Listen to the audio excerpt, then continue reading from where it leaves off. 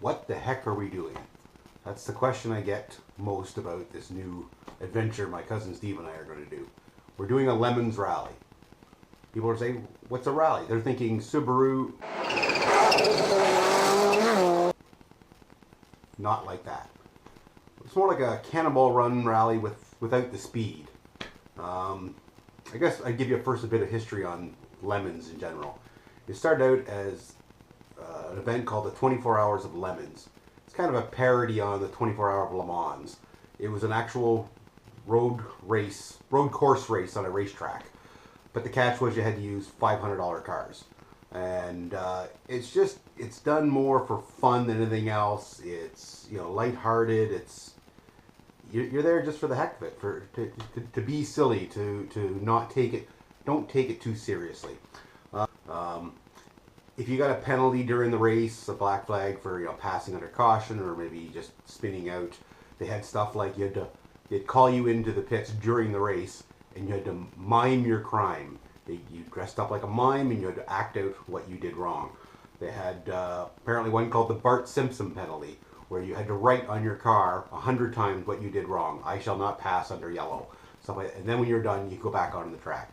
I've seen one where they've tied the guy to the roof of his car and had driven around the pits with him on the car with a megaphone saying, "I'm a terrible driver. I'm sorry I endangered your lives." It's fun and it's silly and it looks like a blast. But it's a proper race on a racetrack. They've moved on to, they still do those races, they've moved on to Lemons rallies, which is street legal cars on a road. Like I said, kind of like a big scavenger hunt. You're given a start point and a finish point, and you can get there any way you want, legally, and along the way there's checkpoints. So this Lemons rally, not that kind of rally, is just checkpoints and along the way. And it's done in the same idea of, fun, silliness, and irreverence. It's not to be taken too seriously. It's just for fun. So you're given a start point and an end point each day. It's a 4-day rally. This particular one, they have others. And along the way, you're going to lift the checkpoints or maybe challenges you have to do. And when you get to these checkpoints, you take a picture of your mascot, which we have I had to bring the mascot. This is our mascot.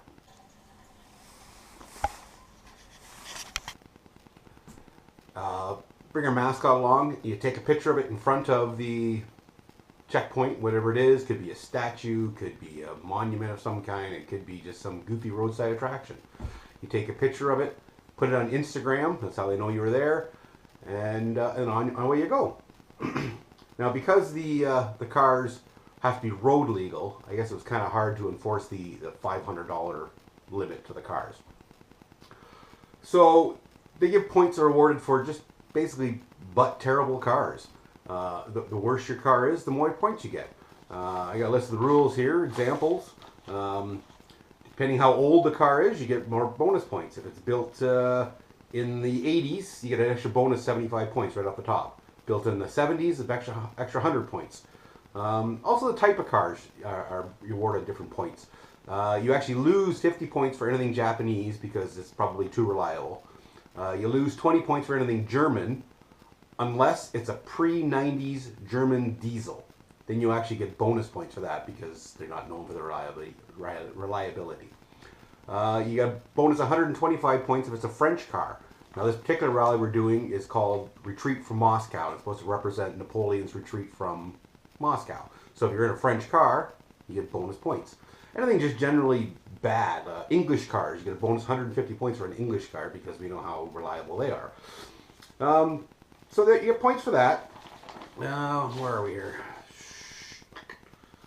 You also get points for creative roadside repairs. You also get points or possibly lose points depending on how good your story is for tickets, traffic tickets, traffic violations.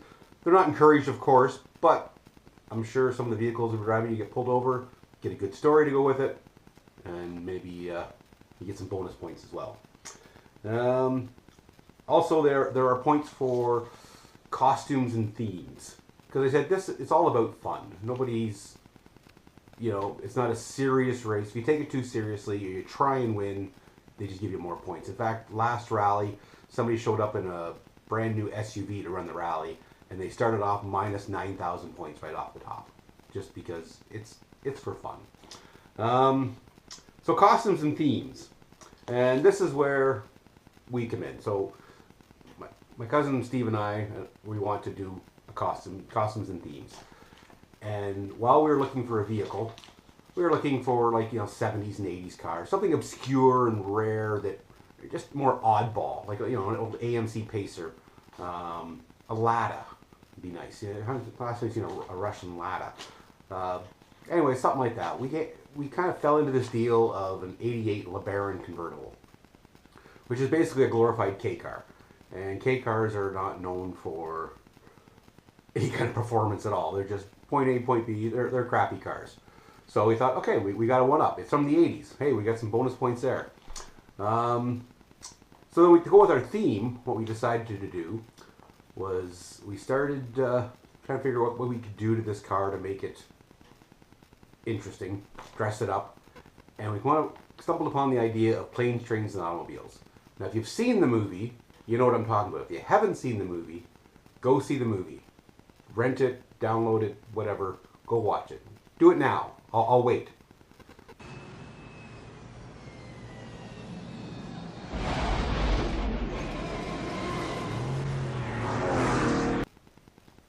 All right, so you've seen the movie. In the movie, they have it's a 1986 LeBaron convertible.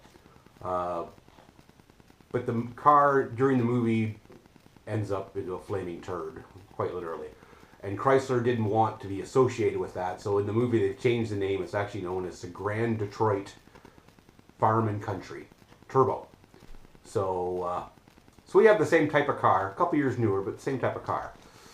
Now, so we're going to make our car. It started out looking like this in the movie.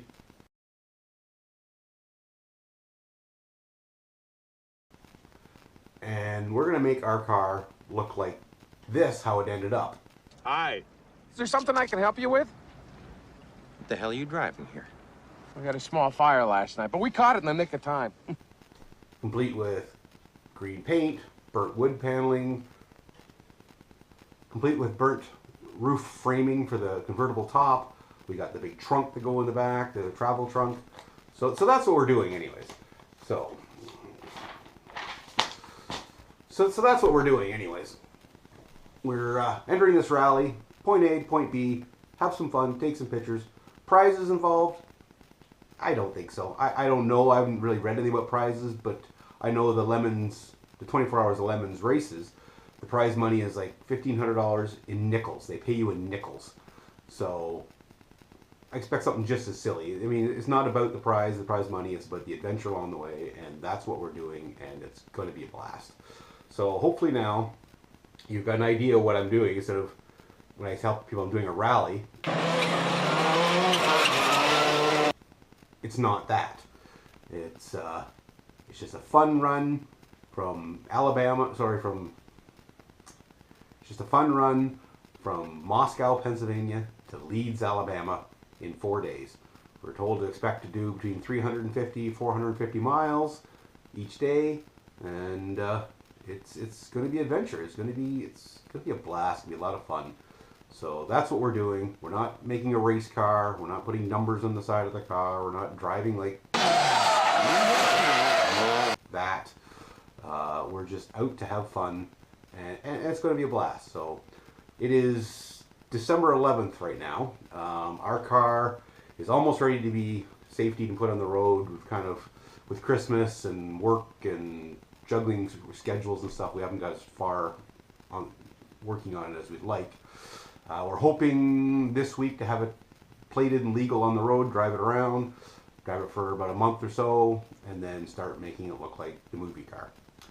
So now you're up to date. Now you know what we're doing, and it'll get really interesting to actually start changing the car. And I plan on filming all this during the race too, during the adventure and the checkpoints, and it looks like it's just a big party on wheels.